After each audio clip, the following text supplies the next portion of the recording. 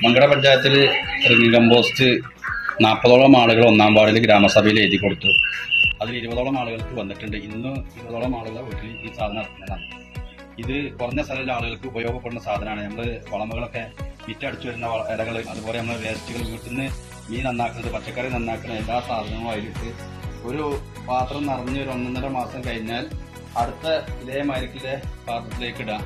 ഇത് ജൈവ വളമാണ്. പച്ചക്കറിക്ക്, തെങ്ങിന്, അതുപോലെ എല്ലാ കൃഷിക്കും നമുക്ക് തൈകൾക്ക് കടം പറ്റിയ വളമിയാക്കാം.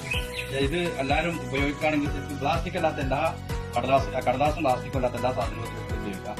ഇത് നമ്മളെ നാടിന്റെ മാലിന്യങ്ങൾ അവിടെയും പടി കൂടി നിൽക്കില്ല. ആള് സാധാരണക്കാർക്കായ പാവങ്ങൾക്ക് വലിയ ഉപകാരപ്പെടും. നമ്മുടെ വാർഡിൽ 200ഓളം ആളുകളെ വീട്ടിൽ എത്തിയിട്ടുണ്ട്. ഇനിയും ബാക്കിയുള്ള ആളുകൾക്ക് തുടർന്ന് ഇത് അടുത്തതായിട്ട് ഓരോ വർഷങ്ങളായിട്ട് 40-50 കൊടുത്ത് എല്ലാ വീടുകളും 500ഓളം വീടുകളുണ്ട്. 500ഓളം വീടുകളിലും ഈ സാധനം എത്തിക്കാനുള്ള ശ്രമം നടത്തുമെന്ന് അറിയിക്കുന്നു. ഓക്കെ.